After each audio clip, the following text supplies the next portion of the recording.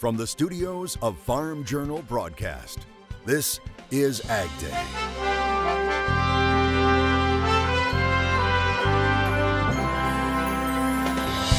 Coming up on AgDay. I'm gonna miss everything. The friendships, the help that I get, everything. Seniors say goodbye to 4-H and a life in the show ring. A farm family isn't just relying on China for its soybeans. If you don't try it, you always wonder, right? And the trade gap reaching new levels, and not in a good way. AgDay, presented by the all-new Chevy Silverado, the strongest, most advanced Silverado ever. Good morning, I'm Clinton Griffiths. The trade red ink is on the rise for the U.S. The U.S. trade deficit jumping nearly 19% in December. That pushes the trade imbalance for all of 2018 to a decade high of $621 billion. Now, the Commerce Department says the gap between what the U.S. sells and what it buys from other countries rose to $59.8 billion in December. That's up from $50.3 billion in November. The trade gap on goods surged to record highs last year with China, Mexico, and the European Union. December's trade imbalance worsened because the U.S. imports rose 2.1%, while exports to other countries fell 1.9%. President Trump imposed tariffs last year on foreign steel, aluminum, and Chinese products on the belief that import taxes would ultimately reduce the trade imbalance. Meanwhile, talks continue to try and bring about a trade deal with China. Ted McKinney, the Undersecretary for Trade and Foreign Agriculture Services, says there are a lot of discussions going on by digital video conference, calling them very good and productive. China saying it will bar government authorities from demanding that overseas companies hand over technology secrets in exchange for market share. It's to address complaints that China forces companies to share that technology. That's been a key issue in the trade war between the U.S. and China. But Greg Dowd, the chief U.S. agricultural negotiator at the U.S. Trade Representative's office, he says it's unclear whether the U.S. and China will still be able to reach an agreement to end the trade war. That's despite recent reports that a deal was close. Traders anxiously awaiting word about any deal with China. We're waiting on a Chinese trade deal. It sounds better and better sort of every day. It sounds like we're going to get one soon, and that could be a very big deal for soybeans. Dowd also saying his orders from President Trump were to raise agricultural exports to China above $20 billion by as much as possible. China says it's blocking some imports of canola from Canada out of fear of insect infestation. But the move comes amid tensions over Canada's arrest of a Chinese tech executive. And some believe it's an attempt by China to gain leverage with Canada. Now, China cited only harmful organisms for suspending the imports and didn't identify what those might be. A China Foreign Ministry spokesman saying the decision is well-founded. But Canadian officials say they have not identified any pests or bacteria of concern. U.S. wildlife officials plan to propose lifting protections for gray wolves across the lower 48 states. The wolves received endangered species protections back in 1975. There are now more than 5,000 of them. Most are in the western Great Lakes and northern Rocky regions. Protections for northern Rocky state wolves were lifted in 2011, and hundreds are now killed annually by hunters. In a statement, the National Cattlemen's Beef Association and Public Lands Council said they would like to commend Acting Secretary Bernhardt and his team for making this science-based decision. Winter still has its icy grip on parts of the nation. Meteorologist Cindy Clausen joins us with more. Well, Clinton, we're continuing to get pictures of calving season, and it's great to have a little help with all those little new ones. This picture was shared with us by Michelle Jones of Broadview, Montana, and here are two kids doing their best to help out a sick calf by making it as comfortable as possible. Let's take a look at our wind speed forecast for the day, and it's really going to be the southwestern United States that will see the bulk of the winds over the next day and a half or so, especially over around northern Texas into New Mexico and parts of Arizona. Into the overnight hours, we calm down a little bit, but you can see over into southeastern California and even Arizona, New Mexico, still seeing some windy conditions. They really pick up again as we get into our Friday as well. I'll have your national forecast coming up, but for now, here are some hometown temps. Introducing Farm Journal TV, on demand 24/7. AgDay, Machinery Pete TV. U.S. Farm Report on your phone and tablet. Download the Farm Journal TV mobile app today. It's no secret U.S. soybean growers are reliant on China, but one Indiana farm family didn't want to be reliant on just overseas markets to make a profit. They took a risk and diversified to find a way to be a collection point for Ohio Lake soybeans. AgDay's Betsy Gibbon introduces us to Smith Family Farms. March is not exactly a busy month for Indiana farmers, but Luke Smith with Smith Family Farms stays occupied. There's a lot of moving parts here, and it's exciting to be a part of. You could say Luke's drive started with these three, his grandpa, uncle, and dad, who decided to make some changes, moving the farm to Rochester, Indiana, planting corn, soybeans, and seed corn, but recognizing their soil was fit for more. Irrigation's been a big part of our operation, which we operate over 90 to 100 irrigations on this farm. And by having that flexibility of water, it's allowed some of these specialty crops to come into our area. But the family did not stop there. Beans up 3, corn down. Luke graduated with a business degree, got experience in the cash grain market, and on the CME Board of Trade, he helped the team recognize another project, Ohio Lake soybeans. Bean oil used in products. Unlike some farmers, the family liked how the market isn't just reliant on foreign exports. What's great about the Plenish soybean is it's a domestic use for our own products. You know, we don't have to rely on China to do that. The Smiths discovered grain companies needed a collection point near their area for the specialty bean. The family dove in and partnered with grain companies to collect Plenish soybeans right here on the farm. We actually buy them from the other growers around the area, okay. And then ADM buys them from us, and they give us a storage fee. We take in about 8,000 acres worth of Plenish soybeans and warehouse those for ADM out of Frankfurt. Even though the market is fairly new, Luke says the family has been asked to expand. They went through a slower patch, and now it's really expanding again, and they want us to expand our storage capacity here for them so they can continue to grow down there. New ventures helping keep this family of farmers busy. We're always looking to change. I mean, if you're not changing and moving forward, you're getting passed up, you know, so. As the market potentially grows here at home. Reporting in Rochester, Indiana, I'm Betsy Gibbon. Up next, we look at some bright spots in the market and how long they may continue to shine. And later, entering the 4-H ring for the final time. Seniors share their final go-round with their 4-H livestock ahead on AgDay. Spray for as low as $3 an acre with a new Apache sprayer. Talk to your local Apache dealer or run the numbers at apachesprayers.com/return.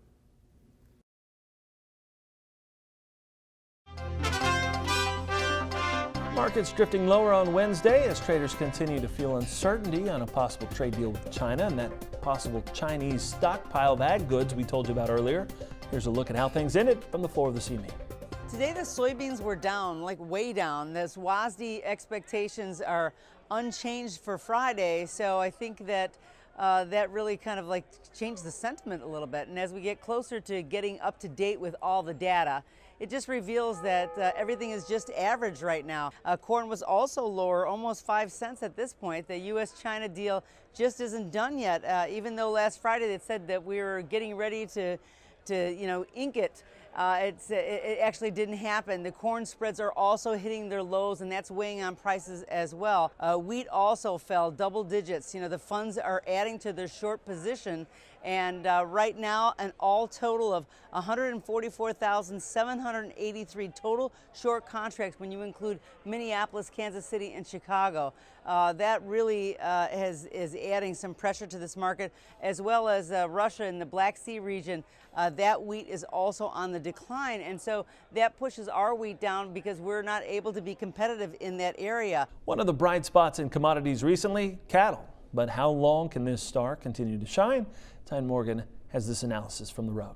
Here now with Bob Utterback of Utterback Marketing. Bob, let's talk about these meats markets. Let's talk about livestock and cattle. Because cattle's been fun to watch, but how long can it last? It's been the bright star of all the, if you look at all the softs, I'm talking cocoa, wheat, you're talking sugar, rice, cotton, corn, beans, wheat. Cattle is the bright star but it's at 129, and we just fed one off the board. April's now lead month. I think we can maintain into mid-April, and there's structure where the April is up here and the June's underneath this, and so you have an inverted carrying charge market, which is not abnormal for the cattle market, but the tendency is for producers says, I want 129 in the Junes at 120. And I think there's a real risk as we get down, because we're going to start seeing inventory build. Now, I think we're all betting that China's going to buy some beef. And I think that's going to be more bullish. So I'm more bullish to the hog market. So I think cattle is very close to a near-term high. The June will drift up, and I would really attack the June around 124, 125. I'd really get aggressive in selling the June cattle. Well, we need to get bullish in this hog market. I mean, when you look at some of these prices this winter, has not been pretty. So what do we need with that? Do we need to see lower hog numbers? Do we need to see USMCA get ratified? Really, what do we need? I think all of those above. I think we need to increase our exports to Mexico, get some China deal. I think China, with her hog problems, they're going to buy some pork. We need to see our weights come down. And I think, the contacts I have, I think the packer industry is positive for hog market into the summer. I think they see stronger values. So at this, I think we're down to a value where this is not time to be putting hedges in hogs. And if you have high profits, you got to start thinking about defending those profits. But the good news for the grains is, with the strong prices in cattle, potentially bouncing hogs, feed usage should be stable for 2019. So feed usage will be up, ethanol will be up. And if we get ethanol, you can start building a pretty good demand picture for 19 and 20 out in the future, but not right around the corner yet. Right, near term. All right, Bob Utterback, thank you so much for joining us. My pleasure. Let's take a quick break, and then we'll have much more right here on Ag Day. To talk with Bob one-on-one, call Utterback Marketing Services, toll free at 800-832-1488.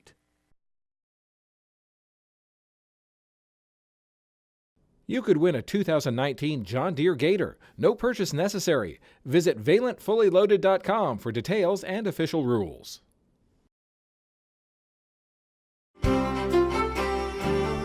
Welcome back to Ag Day. Here, meteorologist Cindy Clausen. And Cindy, NOAA came out and said that this appears to have been the wettest winter on record. Yeah, and I can believe it. If you've seen all of that rain that we had, especially in California, you're hearing about the mudslides and the flooding in the southeast. Well, the root zone moisture really tells a pretty good picture of what we've seen this winter.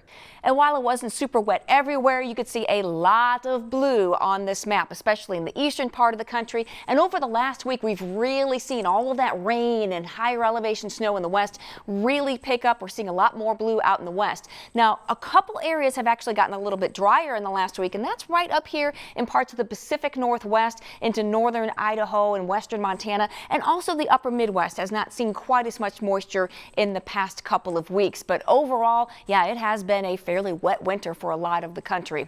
Let's take a look at what we can expect today. And we have a weak system moving through the northeast. We're going to have a low pressure system moving through the nation's midsection. Still some unsettled weather, rain and upper elevation snow in especially those high elevations of the west. Look as we get through our Thursday. We've got that system that's coming through much of the Corn Belt. It's going to be a narrow swath of snow, but for some folks, it's going to be accumulating perhaps 4 to 8 inches. High pressure on the north side of that in the Great Lakes keeps most of that to the south, but as we head into the overnight hours tomorrow night and into Friday morning, you see some of that stretching up a little bit further to the north. On the south side of it, it's rain as you get towards the Tennessee Valley there. As we head through our Friday, everything continues to push to the east towards the mid-Atlantic states. We'll see drier conditions as we start off the weekend there in much of the upper Midwest, but still some rain and snow for a lot of the Intermountain West. All right, as far as precipitation, a lot of it is again going to be in the western United States, and we'll watch that area of snow and rain really start to spread off to the east. It picks up a lot more moisture as it gets into the Gulf Coast states. And looking at the snowfall accumulation, it's mainly going to be in those upper elevations in the west, and we'll watch that swath of snow stream across the Corn Belt, where you can see our model is showing potentially 4 to 8 inches in the central part of Indiana and Illinois and northeastern Missouri. Temperature-wise, we are starting to see some warmer temperatures coming back into the eastern part of the country. In fact, it's going to be quite mild into the plains, where we're seeing 74 in Amarillo today, some 40s in the northwest. As we get into the overnight hours, we go, and again, we're going to see that warm air continuing to move on off to the east, and you'll notice a warm up even into tomorrow in the eastern United States, although some cooler temperatures start to come back down into the plains. Looking a little bit further on, the trough that was affecting the northeast, that's that's moving away. We're going to see another one on its heels, though, as we get into the weekend, into the upper Midwest and the Great Lakes, and a cutoff low in the Southwest. It's going to continue the stormy weather there. We're just going to continue with this active weather pattern. That's a look at your national forecast. Now let's check on the weather where you live. Eureka, Nevada, scattered snow showers for you today with a high of 46 degrees. Martinsville, Indiana, light snow likely with a high of 32. And Lincoln, Maine, mostly sunny but cold with a high of 19. It sounds like something out of a mystery novel involving smuggling, cattle genetics, and a whole lot of money, but authorities say they stopped it just in time. Plus, why retailers may want to look at selling meat differently these days. Next. Closed captioning is brought to you by BASF. Grow smart with BASF. We create chemistry.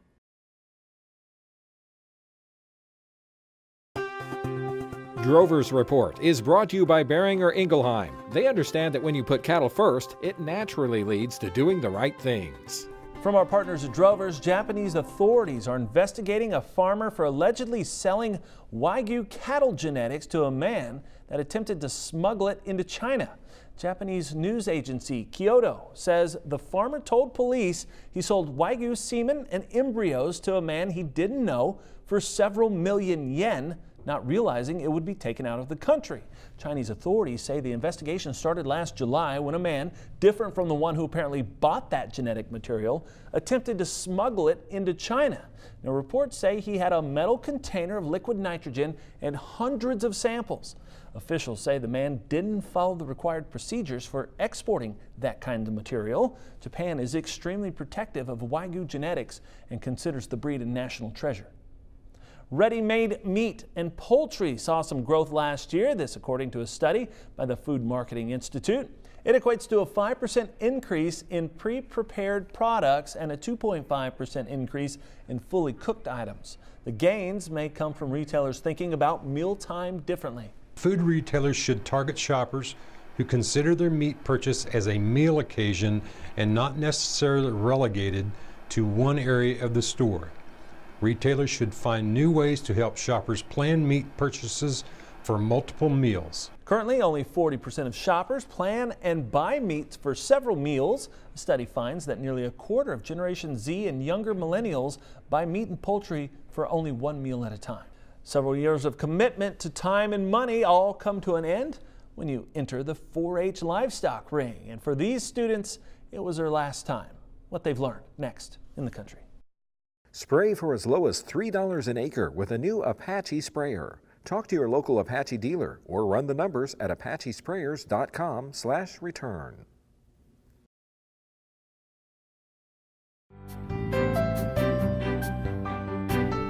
Competing in livestock shows has played a pivotal role in the lives of many 4-Hers. For 3 graduating seniors, this year's LSU Ag Center Livestock Show marked the last time they would guide their animals into the ring. Craig Gautreaux was there. Showing livestock has been a rite of passage for 4-Hers across the country. For Carly Abair, Bailey Richard, and Madison Pleasant, this was their last opportunity to compete in the LSU Ag Center Livestock Show. The trio of graduating seniors have 27 years of experience raising pigs and beef cattle. Competing in shows allowed them to be with friends and develop new friendships. I made a lot of friends, especially within the parish. I mean, people already knew, but I got a lot closer to them. People from all over the state, different parishes, I met them, became friends with them. I got into it because where I live, that's what everybody did. Everybody my age was in 4-H, they were showing cows, and I wanted to be with my friends, so I got into it. Working with animals is a commitment. They need to be fed, washed, and groomed regularly. And each one is different when it comes time to get ready for the show.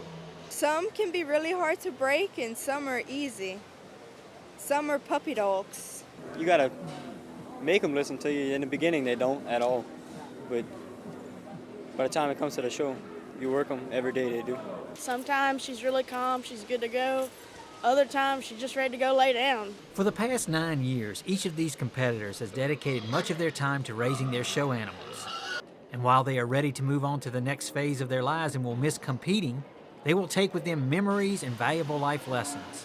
I'm gonna miss everything. The friendships, the help that I get, everything. The second thing it's taught me is it's taught me how to lose. So you take the winning with the losing, and you learn that you don't always get what you want. And when you lose, you learn that you have to go home and you have to figure out what you can do better. Each of these 4-H'ers has spent countless hours with their animals, and each will tell you it was time well spent. With the LSU Ag Center, this is Craig Gotro reporting. And that's all the time we have this morning. We're sure glad you tuned in. From all of us here at AgDay, I'm Clinton Griffiths.